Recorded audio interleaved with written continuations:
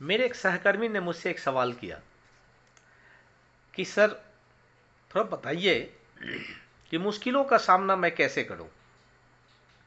तो चलिए, how to face the difficulties, आज हम इसी पे चर्चा करते हैं। तो नमस्कार दोस्तों, मैं ज्ञानेंद्र झा आज के इस वीडियो में एक ऐसे विषय पे कुछ कहने जा रहा हूं जो हर आज के समय में हर किसी की समस्या है। हर कोई परेशान है कि मुश्किलों का सामना कैसे करें और कैसे करना है। तो हमारी ज़िंदगी में मुश्किलें आती ही क्यों हैं, हम इसी बारे में बात करते हैं। तो होता क्या है कि जब हम कोई बिना सोचे समझे कोई काम करते हैं तो मुश्किल तो आएंगी ही। आगे क्या होने वाला है उसका कोई आइडिया होता नहीं है।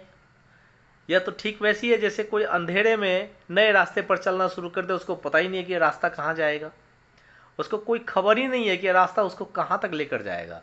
ठीक उसी तरह जब हम किसी काम को बिना जाने करने लगते हैं और हमें पता ही नहीं है कि इस काम को करने से आगे इसके क्या फ़ायदे हैं, क्या नुकसान है, तब हमें मुश्किलें आती हैं। और ऐसी मुश्किलें आती हैं जिसका कोई आइडिया होता ही नहीं है। और हाँ, जब आप इम्पोर्टेंट चीज़ पर फोकस नहीं कीजिएगा ना, तो आप मुश्किल में पड़ेंगे। जब कोई अपना दिमाग 10 कामों पे लगाता है और एक भी काम ठीक से नहीं कर पाता तो मुश्किल तो आएंगी आएंगी। मान लीजिए यह आपका स्टडी का समय है, साथ ही साथ आपके मन में यह आ रहा है कि इस समय टेलीविज़न पर क्या चल रहा होगा, या मोबाइल फ़ोन की फेसबुक की नोटिफिकेशन बजा तो किसका मैसेज आया होगा, क्या नोटिफिकेशन आया होगा। तो इस तरीके से फोकस पे कैसे, स्टडी पर कैसे फोकस करेंगे आप। तो ज़रूरी काम है स्टडी करना, लेकिन बिना वजह ध्यान डाइवर्ट होते जा रहा है उन चीज़ों पर जिनकी वजह से केवल समय की बर्बादी है। ऐसे में ना आप स्टडी पर ध्यान केंद्रित कर पा रहे हैं, न ही दूसरा काम हो पा रहा है, और संपूर्ण समय आपका खराब होता चला गया, नष्ट होता चला गया। तो इसलिए जिस पे आपको काम करना है उस पे फोकस करें, उसी काम को करें। ऐसी बहुत से अन्य कारण हैं जिसकी वजह से लोगों को मुश्किलों का सामना करना पड़ता है, लेकिन सबसे बड़ी बात यह है कि हमारी लाइफ में बहुत सी ऐसी परिस्थितियाँ आती है जिससे हमारी कोई भी गलती नहीं होती है, फिर भी हमें ज़िंदगी की काफ़ी सारी कठिनाइयों का सामना करना पड़ता है। लेकिन यह ज़िंदगी और यही ज़िंदगी का सच है। भूकंप को सहने वाले मकान भूकंप वाले इलाके में ही बनाए जाते हैं। ऐसी कुछ चीज़ें हैं जो हम सिर्फ आंधी तूफान का सामना करके ही सीख सकते हैं।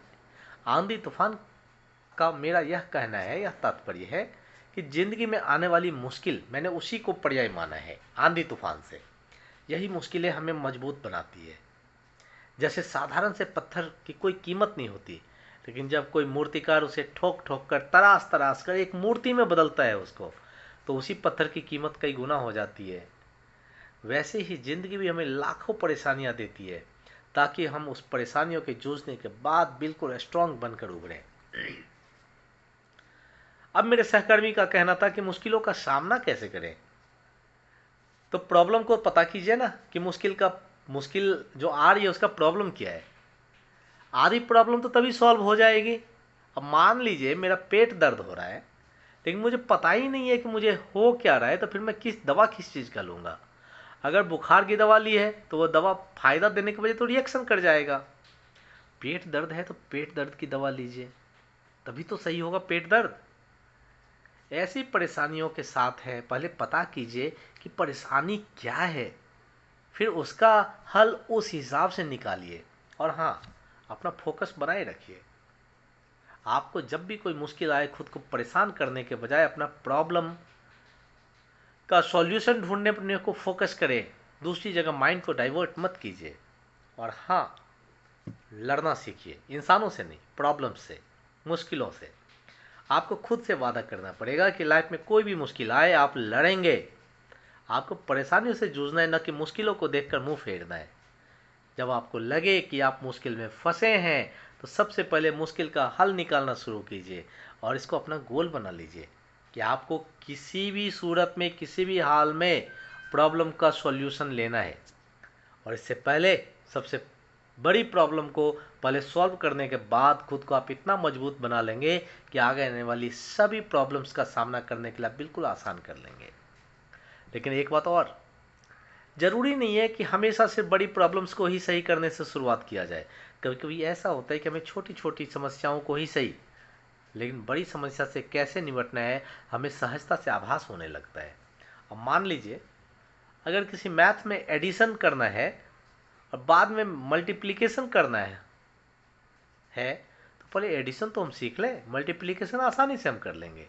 यानी कि सीधा मल्टीप्लिकेशन पे चले जाए उसको सीखने के लिए। इसलिए प्रॉब्लम्स का पता लगाना भी जरूरी है, फिर उसका हल उसी के हिसाब से। अपने आपको अब दुनिया से अलग नहीं कीजिए, आप एलियंस नहीं है।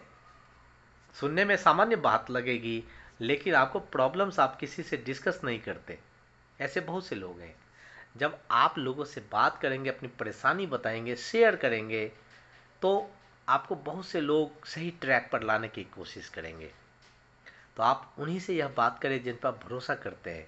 ऐसे लोग को नहीं बताइए अपनी दिक्कतों को जो आपका बेजा फ़ायदा इस्तेमाल कर ले। और अपने मन की बात को सुनिए। जब कुछ गलत हो रहा है तब आपको खुद आभास हो जाएगा। उस समय अपने मन की बात को इग्नोर मत कीजिएगा, अनदेखा मत कीजिएगा। आपका मन आपको एक न एक बार हिंट जरूर देता है कि आप कब सही हैं और कब गलत हैं।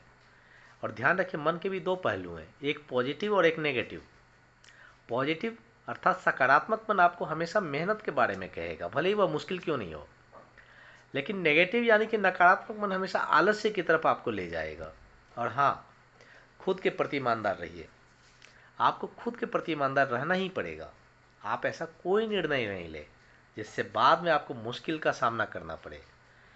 यदि गलती से ऐसा कोई निर्णय ले रहे हैं तो उसको सुधारिए, उसका प्रयास कीजिए, उसका हल ढूंढिए। और अपना समय गलत लोगों के बीच में रहकर बर्बाद क्यों कर रहे हैं? आपकी छवि आपके इर्द गिर्द अगल बगल में रहने वाले लोगों पर भी निर्भर करती है। कहते ना, आपकी जैसी संगति होती है वैसा आप बन जाते हैं, वैसा ही काम करने लगते हैं। इसलिए तो कहा गया है, कोयले की दलाली में मुंह काला होता है। लेकिन याद रखिए, कबीरा संगत साधु की जो गंधी की बास, जो कुछ गंधी दे नहीं तो भी बास सुवास। कहने का तात्पर्य है, कबीरदास जी बोल गए हैं कि सज्जनों की जो संगति है ऐसी है जैसे इत्र बेचने वाले। इत्र बेचने वाला आपको कुछ दे नहीं दे, उसके शरीर से हमेशा खुशबू आती रहती है। वैसे ही अच्छे लोगों के बीच में आप रहिएगा तो उसकी अच्छाइयाँ आपके अंदर आने लगेंगी। इसलिए इस बात का विशेष ध्यान रखिए कि आप जैसे लोगों के साथ रह रहे हैं उनकी लाइफ का आपके ऊपर क्या असर पड़ रहा है। ऐसे लोगों के साथ रहना अवॉइड कीजिए जो हमेशा आपकी मुश्किलें बढ़ाते रहते हैं। और अच्छे सज्जनों के साथ रहिए, अपने ज्ञान को, अपने अनुभवों में बढ़ोतरी करते रहिए और दूसरों के निर्णय पर न चलें। आप मजबूत हैं, आप समझदार हैं, आप साहसी हैं। अपना निर्णय खुद ले। आपके लिए क्या सही है क्या गलत है सबसे बेहतर आप जानते हैं। इसलिए अपना फैसला खुद ले। राय हर किसी से ले, सबसे विचार ले, सुनिए सबों की, लेकिन करिए वही जो आपको खुद को सही लगे। एक बात और याद रखिएगा, अहंकार मन में नहीं लाएं। और जो आपका हित चाहते हैं ऐसे अनुभवी लोगों से बात जरूर ध्यान से सुने। हो सकता है वह सही कह रहे हो, इसलिए हर निर्णय दूरदर्शिता के साथ लीजिए। और हाँ, समस्याओं को बांटना सीखिए, डिवाइड कीजिए। जब आपको लगे कि आपकी मुश्किलें बहुत ज़्यादा हैं तो उन्हें छोटे छोटे स्टेप्स में डिवाइड कीजिए और एक एक करके हल ढूंढिए। जब भी आपको लगे कि आप आगे नहीं बढ़ पा रहे हैं तो गिव अप करने का मन बना लीजिए। तब इतना सोच लीजिए कि आप अपनी मुश्किलों को हल कर लेंगे तो आपको कैसा महसूस होगा, या आपकी लाइफ में क्या क्या चेंजेस लाएगा। यानी कि आपकी मेहनत से मिलने वाले परिणामों के बारे में सोचकर खुद को उत्साहित कीजिए। और हाँ, अपनी गलतियों का नहीं दोहराएं। इंसानों से गलती होती है, पर इंसानों में सीखने की क्षमता भी होती है। इसलिए तो कहा गया है कि टू एरर इज ह्यूमन। इंसान गलतियों का पुतला होता है। तो अपनी गलतियों से सीखिए, उन्हें वापस ना दोहराएं। तो दोस्तों, ये कुछ महत्वपूर्ण बातें हैं जिनको आपको खास ध्यान रखना है। ये बातें आपको मुश्किलों का सामना करने में ज़रूर मदद करेंगी। अगर आपको अच्छा लगा हो कि how to face the difficulties, जीवन में मुश्किलों का सामना कैसे करें, इसको बाहर कैसे निकले, अगर अच्छा लगा हो या जैसा भी लगा हो, हमें कमेंट करके ज़रूर बताइएगा। मुझे आपके कमेंट का, आपके सलाह का सदैव इंतज़ार रहता है। धन्यवाद।